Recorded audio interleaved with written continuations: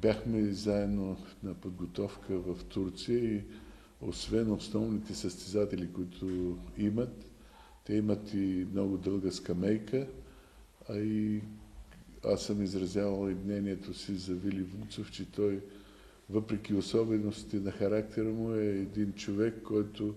има много добри познания в футбола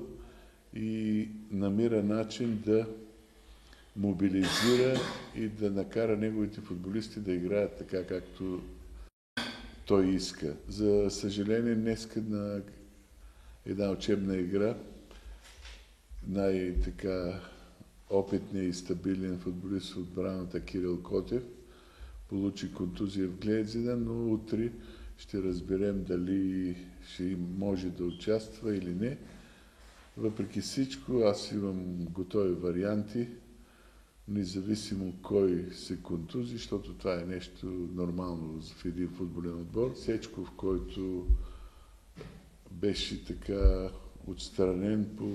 един начин, който аз не одобрявам, но това е решение на треньора.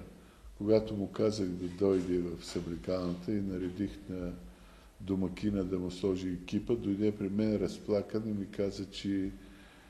родих се втори път, което говори, че наистина климата започва да става много добър.